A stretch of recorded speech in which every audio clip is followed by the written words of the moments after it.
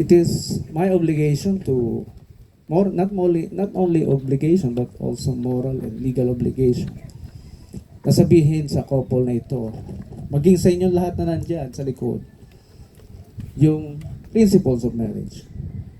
Ano ba yung principles? Principles means first law. Pag may narinig kang isang bagay na hindi mo madebate, that is called principle. Ibig sabihin, for example, pag sinabing silang lalaki at babae ay pinag-isa ng Diyos, hindi mo pwedeng debatihin yun. Dahil kahit mga scientists, ay hindi nila yun madebate. Na kahit si Albert Einstein, sabi niya, ang marriage daw ay risk.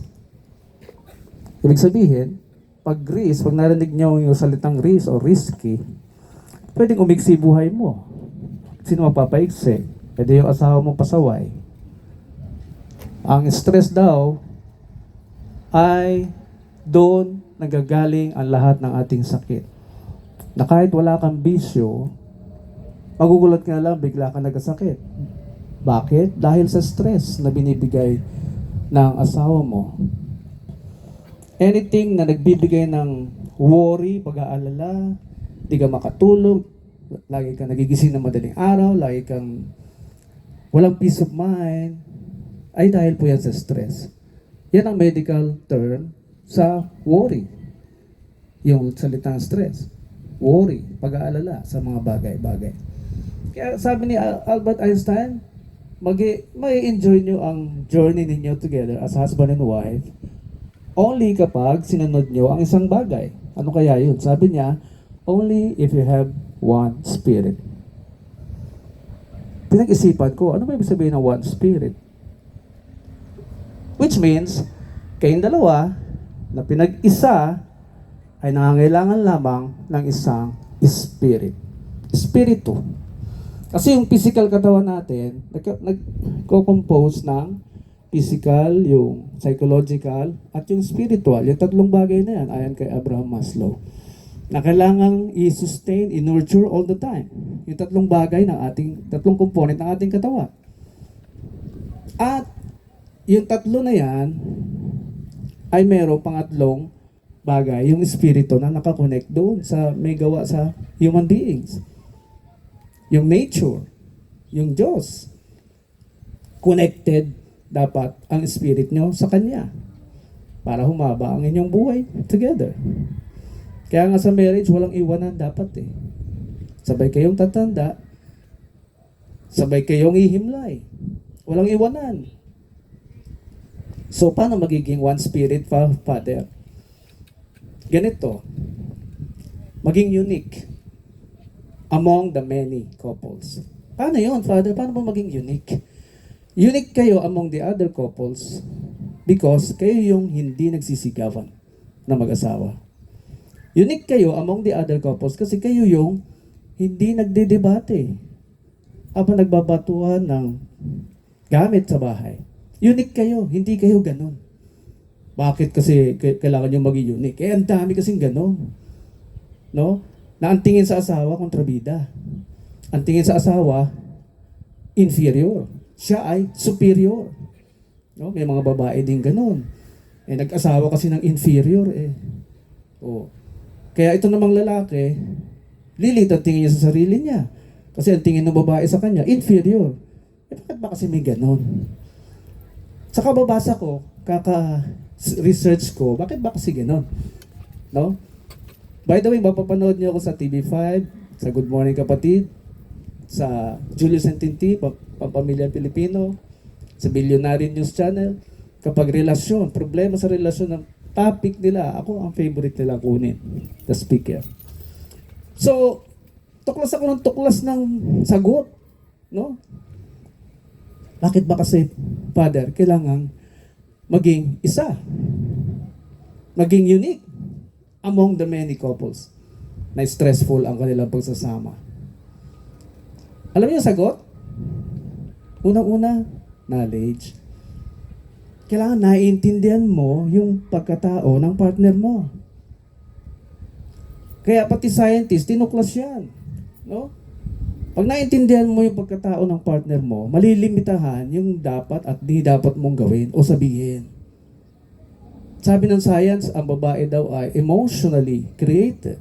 Pag sinabing emotional, talagang they have the tendency to be nagger. Mag-iingay yan. Bakit ba nagiging maingay? Kapag hindi masaya sa'yo, husband, mag-iingay talaga yan. Pag walang pera yan, mag-iingay yan. Di ba no, mami? Oh. Walang pera eh. Walang pamalengke, walang pang grocery, mag-iingay yan. Oh. Kaya kayong mga husbands, hindi pwedeng i-ignore yun. Hindi pwedeng i-disregard yun. Kailangan mo talagang kumayod. Okay? Oh. Bakit may pakiramdam kayo na pag pera nyo lang. At yung pera nila, pera nyo rin. Hindi pa nasasagot ng science yan. Alam niyo kung sino sumagot? Ang Bible. Andun sa chapter 1 hanggang chapter 2. Explain ko.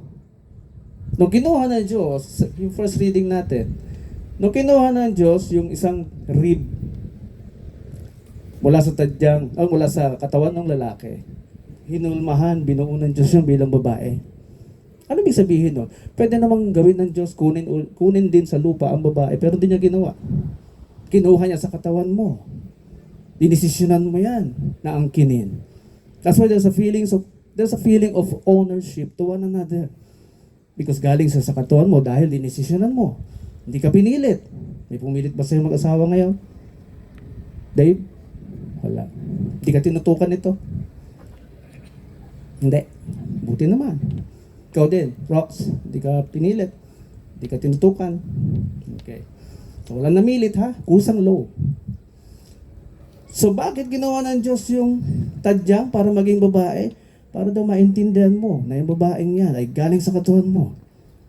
Anything na pangangailangan ng babae ay sagot mo. Pananagutan mo. And they expect in their mind and in their feelings to supply what they need. That's why, pag pera nila, pera lang nila. Because sagot mo lahat yung kailangan nila. Any violent opposition to that? Galing sa Bible eh. Oh. So, isa pa ang natural feeling na hindi nila mapaglabanan. Hindi nila inimbento, hindi nila ginusto. Alam niyo ba, deep in their hearts, kahit anong pagpapakyut ang gawin nila, they just want inside the home. Ay hindi stressful, hindi. Sila yung mag-organize ng bahay. Sila yung pag-uwi mo, heaven yung pagdating mo. Hindi yung uuwi ka ng bahay na ang ingay-ingay, ang kalat-kalat. Galit yung mga lalaki doon, ha? Mga husbands, mommy, ha? Mga wives, galit po ang lalaking umuwi sa bahay na magulo, maingay, at makalat. That's why nauso ang mga bar. Hinihintay nilang maayos muna yung bahay bago sila umuwi. O, gusto niyo ba yun? O, make your home like heaven. Para excited lagi si husband umuwi na maaga. Hindi na dadaan kung saan-saan. Pagkaka-stress ng trabaho, ah. Di ba, no, Dave? So, pagka napag-aralan mo yung mga bagay na yan, madali ang pagsasama. Hindi mo kailangan sabihin komplikado ang relationship. Kasi alam mo ang gagawin mo. Ganoon din sa mga babae, o pag napag-aralan nyo na yung personality ng husband nyo, yung kanilang nature, saka yung kanilang character, pag napag-aralan nyo na, ang daling i-handle ang mga sitwasyon. Yung husband ko, logically designed according to science. Pag sinabing logically designed, they speak according to what's on their mind. Logic. Laging may dahilan, may reason, at hindi kailangan sumigaw pag logical ang husband. Pag na-process yung critical thinking, hindi kailangan magsigaw-sigaw. Husbands? Sila naman, Dave, tandaan mo, because of their emotional nature, they speak according to what they feel. Magkaiba. Kaya pag naintindihan mo yan, ang dali i-handle ang inyong relationship sa bahay. Ito pa isa. Equality. Lagi nyo naririnig yan. Kailan pa nangyari equality? during Genesis chapter 1. Nung ginawa ng Diyos yung male and female, hindi pa yun mag-asawa ha. Nasa chapter 2 yung pagiging mag-asawa nila.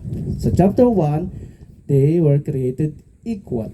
Parehong powerful, parehong may authority. Parehong pwedeng yumaman kahit hindi mag-asawa. Diba? Ang babae, pwedeng maging presidente or leader ng anumang kumpanya, senador, lawmaker. Meron ding power ang babaeng ganun. Pero nag-iba ang lahat sa chapter 2 nung sila ay mag-asawang bigla. Ano sabi ng Diyos sa babae? Rocks. Genesis 3, chapter 19. He will rule over you. Para hindi kayo magpatayan. Diba? That's the reason why kailangan ayusin ng Diyos yan kasi bigla kayo nag-asawa, kailangan bumaba yung isa. He will rule over you. And the problem comes kapag ang lalaki hindi nag-take over, hindi nag-take the lead. Hindi makapag-desisyon, hihintayin pa si mami. Hintayin si daddy, tanungin ko muna si mami, si daddy. Kung anong desisyon gagawin ko. Okay lang maging consultant ang parents, pero gawin mo naman sikreto. Huwag mo sabihin sa asawa mo yun. Nadidepress sila sa ganun, yung naririnig nila, ano ka ba, lalaki yung tao, hindi ka marunong tumindig sarili mong paa. O may insulto ka lang. Okay? Gawin mo sikreto, yung pagkonsulta. Ha? O lumilinaw na ba ang marriage sa inyo? Ha? Mag-explain pa ako. O, ito, testingin ko kayo. Sino naniniwala sa perfect marriage? Taas ang kamay. Wala. O, dyan pa lang, may problema na tayo talaga. Sabi ni Socrates, wisdom is the beginning of definition of terms. I-define mo yung word, maintindihan natin. So, define natin yung perfect. Baka doon pa lang, di natin naintindihan sa salitang perfect. Alam ba yung salitang perfect galing sa panahon, Middle Ages, na nag-iimbento yung tao, mga scientists, ng meter, inch, width, length. Noong panahon na na-imbento yung panukat, every time may gagawing design or produkto, may drawing muna yan eh. May drawing. So, halimbawa, furniture. Do drawing muna yan, may sukat-sukat yan. So, pag nasunod na sukat, lumabas yung produkto, partner na sila, magka-match, they call it perfect. Ano sabihin ng perfect? Nasunod ang design ng produkto according to the drawing, the specifications. Kahit nga yung gown na suot-suot nyo, may drawing din yan, may sukat din yan eh. Because hindi yan gagawin on a trial and error basis. Sayang time, sayang oras, sayang materials, sayang pera. Naintindihan yung salitang perfect. Puntahan natin sa salitang marriage. Marriage is from the word gem, which means precious stones. Pag sinabing precious stones, pwedeng gold, silver, diamond. Paano ba yan nabubuong gold, silver? Kinokolekta lang yan eh. Di ba? Kinokolekta yan. Nahuhulog yan from the di naman earth, ano? So from the air. Nahuhulog yan. Galing sa mga bituin. Okay? So kinokolekta nila yan. Yung process ng purification, mapapanood niya sa YouTube. Try nyo panoorin. Ano ang inaalis doon? Mga dumi, water elements, mga alikabok, hanggang sa maging pure. Pag naging pure na yan, syempre dinadaan yan sa pressure, no? Heat. Pag naging pure na yan, ano na siya? Mataas na yung value. Kaya sa mag-asawa, habang nagtatagal kayo magsama, dapat nawawala na yung masasamang ugali. Habang nagtatagal kayo magsama, nawawala na yung bisyo dahan-dahan. Habang nagtatagal kayo magsama, hindi ka na maldita. Natutuwa ba ang lalaki sa maldita asawa? Sagot ng sagot? Kontra ng kontra? Ha, Dave? Hindi, ano? So, yan po ang perfect marriage. Kasi may sarili ng design ang marriage bago po tayo panganak. Wala tayong choice kundi sumunod lang doon sa design ng marriage yung sinasabi. Anong design ng marriage? Husbands, love your wives and do not be harsh to them. Kaya naman pala bawal maging harsh sa mga babae kasi they are created to be emotional. Hindi ka pwede maging direkta sa iyong asawang babae kahit nasabihin mong totoo. Hindi ka pwede maging direkta na sabihin sa kanya nga alat naman ng luto mo. Hindi na magluluto yan. Kasi first impression mo kagad maalat.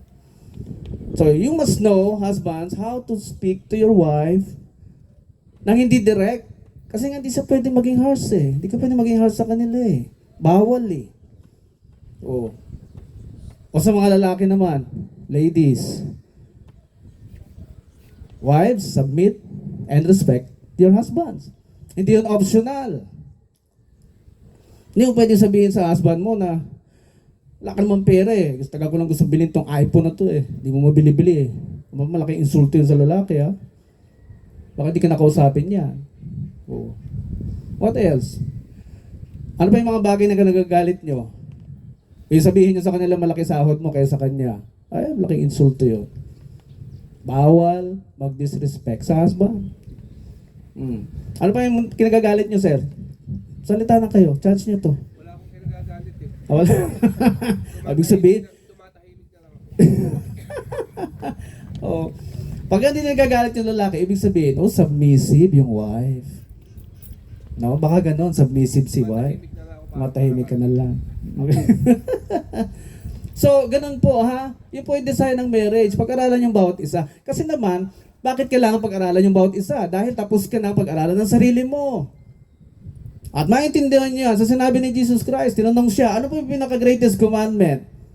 Dahil ang daming commandments, sabi niya, binigay lang niya 2. Ano yung una? Love the Lord thy God with all your heart, with all your mind, with all your soul. And the second is like unto it. Sabi niya, love yourself or love thy neighbor as thyself. And remember, it's a 3 process. Loving God, loving yourself, loving your neighbor. Ibig sabihin, may proseso po yan pinagdadaanan. Matututo ka lang magmahal ng neighbor kapag natutunan mo na mahal sarili mo. Pag nakumpleto ka na. Kaya kapag di ka pa kumpleto, bigla ka nag-asawa, problema yan. Bakit? Yung kalahati, nandun sa asawa mo, mawala na ng konti, nahanap mo, nagalit ka na. Nasaan ka na? Ba't di ka napapaalam? Unlike pag buong buo ka. Ay naku, sige. Magloko ka dyan. Buong buo ako. Kaya kong tumayo, sarili kong paa.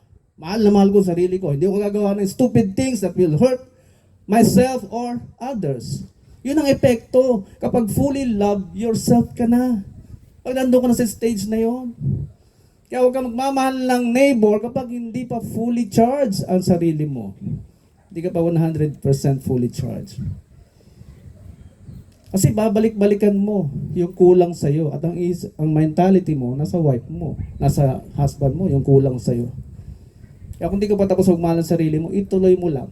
Kahit na nag-asawa na kayo. Tuloy mo lang. Habang sinusupply mo naman yung needs ng asawa mo. Makakasurvive pa rin. Basta malaman nyo lang ito. Masusurvive nyo ang marriage. At ang pinaka-challenging dyan is to reach 25 years. Mark Twain, philosopher, American scientist also, you will never understand marriage until you reach a quarter of a century, which is likened into a silver. And the next challenge is gold. 50 years. Kaya walang iwanan. Talikuran na lahat ng bisyo. Dahil yan ay pagpapasaya sa sarili, yung bisyo. Bawal na yan sa marriage. Ayon sa Article 1 ng Family Code. Bawal na. Hindi na subject sa ating terms and conditions ang marriage. Sa mga nag-aral ng law, balikan niyo. Not subject to stipulations, which means your terms and conditions. Na mga terms and conditions mo na binibitbit mo sa marriage at sinasabi mo sa asawa mo, nag-asawa ka ng maldita, magtiis ka, bawal na po yan. Nag-asawa ka ng sugarol, magtiis ka, bawal na po yan. Intindihan niyo na po. Taas uli ng kamay, naniniwala na ngayon sa marriage. The perfect marriage. Yung nakakaintindi na, taas uli ang kamay. Ayon sa aking explanation. Wala pa din.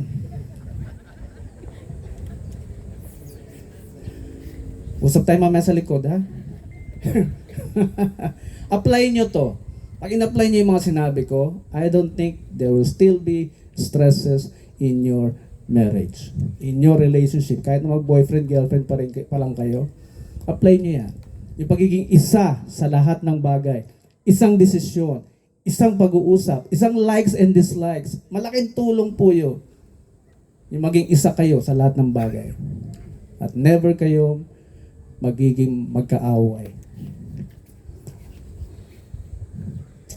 So ito ang goal. Last na. Nakanta ka. Masundan mo lang ako.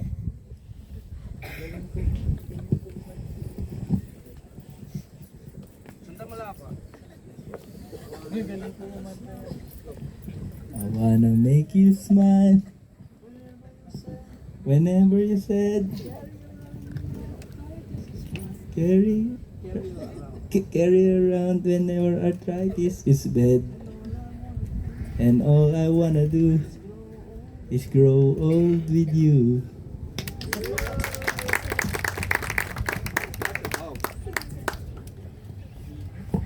So yan ang goal nyo ang dalawa, ha? Walang iwanan. Ang pasasayain mo na, tapos ka na magpasaya sa sarili mo, ang pasasayain mo na ay sino? Asawa mo. Tapos ka na magpapasaya sa sarili mo, Rox, ang pasasayain mo na ay sino na? Asawa mo na. Malinaw po yan, ha? Apply that. At makikita nyo yung magic ng marriage. Huling hirit na lang. Meron kami mga seminar na binibigay sa mga mahihirap na lugar, mga squatters, no? Ang kulang lang naman sa kanila ay tamang edukasyon talaga, no? To survive economically and maging successful sa buhay. So sinusuyod namin yan. Nagtayo po kami ng foundation, yung BCIDP Palad ng Diyos Foundation. Namimigay kami ng mga food packs, delata, may feeding program din. Kailangan namin ng tulong nyo. Suporta po. Pag-ikot po ng basket, please, share your blessings para mabawasan yung poverty level at yung ignorance sa bansang ito. Salamat po ng marami. And congratulations to the both of you. We will now proceed.